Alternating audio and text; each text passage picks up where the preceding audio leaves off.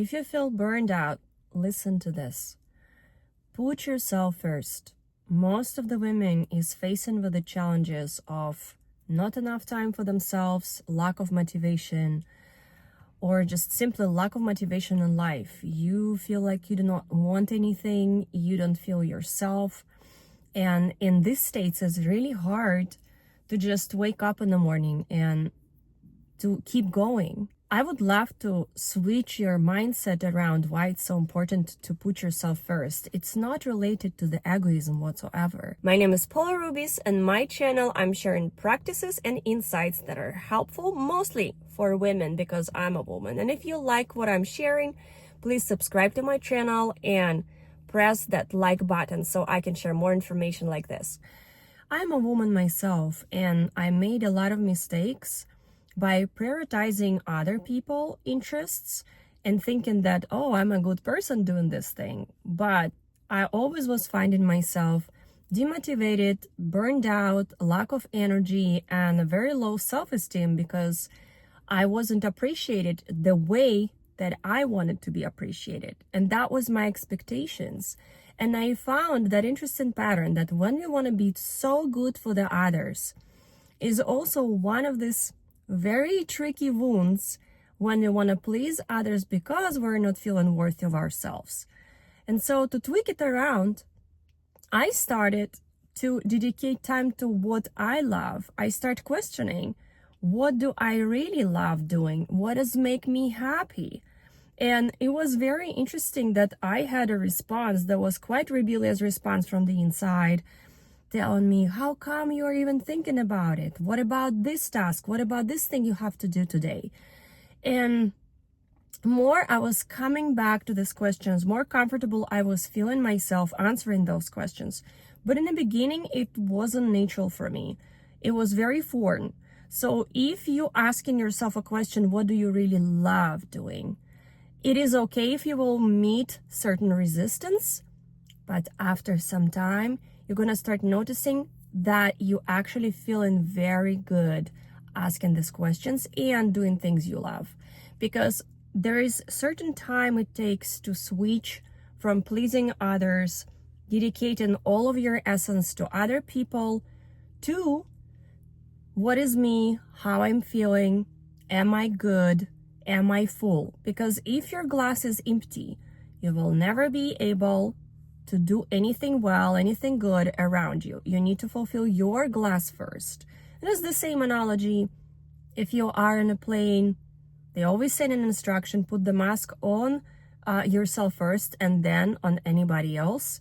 It's the same thing in life. When we are fulfilling ourselves, first, I believe that this is our first and foremost responsibility. When we're full, when we're happy people, then this frequency, this energy is spreads around. And then everything that we're doing based on how we feel, and if we feel good, then whatever you're going to put in the world is gonna be based on that beautiful frequency. That's how we start changing everything. But we start in always with ourselves. That's why you are not egoist if you are questioning, am I all right? Am I doing what I really want?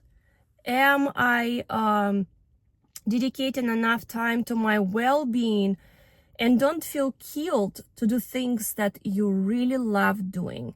For women especially, it is essential to do what she loves because the energy of the woman is the energy that inspires and creating a spark in the world around, in her family, with her kids, with her husband or lover.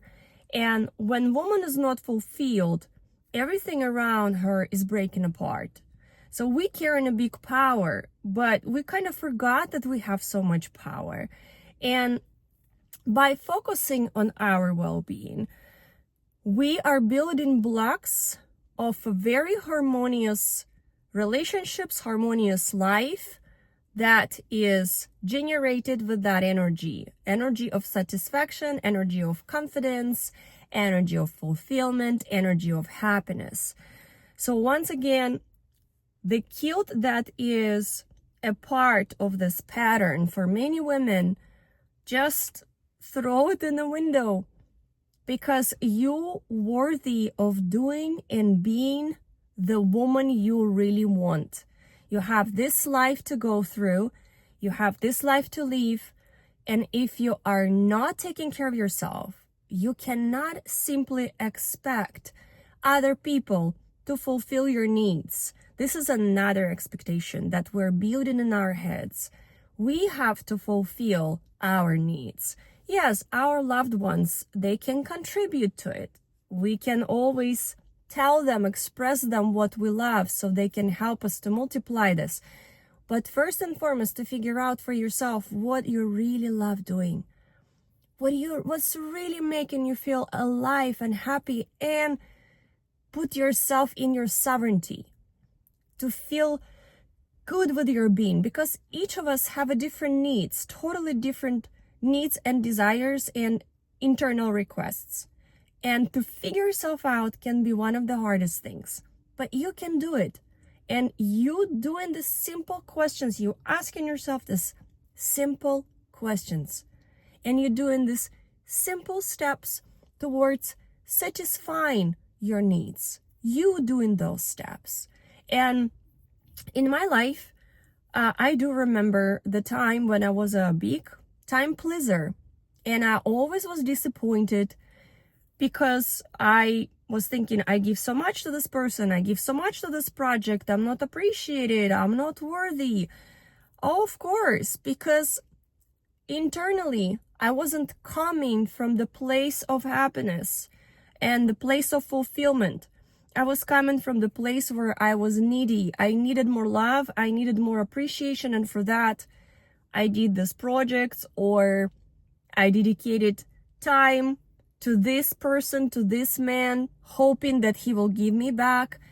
And so it's not just one person. We all have those expectations.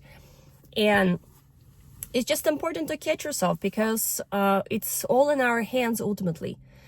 And sooner we understand it, faster we become the architects of our lives. And for that, I am just here to remind, I'm just here as a woman, as a person who've been in these pants of pleasing and satisfying other people.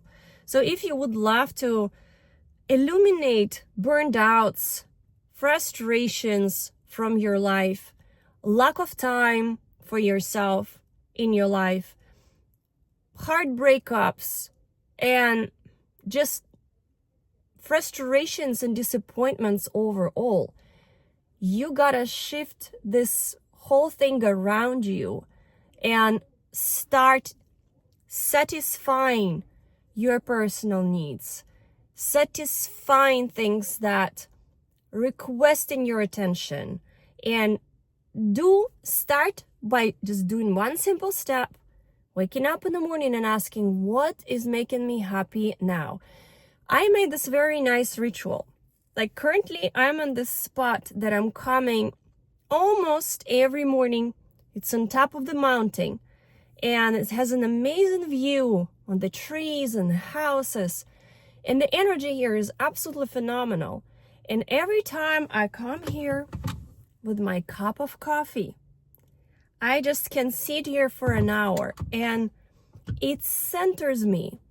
It fulfills me. This simple act of self-care. I know that this matters to me. This makes me happy. Nobody else. I do this for myself. And as soon as I start my day this way, I am following alone with my energy, with my beautiful, happy, fulfilled energy. And based on this frequency, everything is just coming along. So every day you starting the day, and it's simple. As soon as you skip in it, you skipped the respect to yourself. You didn't listen to yourself. And more you are not going to listen to yourself, more you're going to betray your personal requests. Of course, you're already building these relationships where your inner calling tells you, I would love this so much, it makes me so happy. And you're like, no, you gotta wait. I have to do this and I have to do this. And so more you're repeating those things, then you betraying yourself more and more. That's the relationship you're building. But if you go on to start reversing this, oh, I hear that inner voice. Let me do this act for self-appreciation or self-fulfillment. And you've done it. Either it's a cup of coffee, either it's even your favorite ice cream, going in the place or doing a morning walk, or I don't know, whatever it is for you. Again, only you know. Appreciate yourself. Give it to yourself. Give this gift to yourself. Why not? Why not? That's also a very powerful question to ask. So, I hope that tomorrow you're already going to start in implementing these easy things. Nothing hard around it. Just follow your heart, bit by bit, step by step. You're going to start seeing that you're listening to yourself more, and that the relationships that you have with the external world is totally transforming. It's going to happen your personal way. I do not know how it's going to unravel for you, but I'm excited for you. And so my name is Paula Rubis. I'm CEO of New Sutras, and that was my car conversation. I really wanted to share it with the women with this positive note. If you love hearing this raw, unfiltered insights, just press the button of like in this video, follow my channel. There is a lot of practices that I also going to share, and a lot of progress that I personally make as a woman. I would love to share it with other women. So you girls have a fantastic time with yourself, and I will see you in next episode. Bye for now.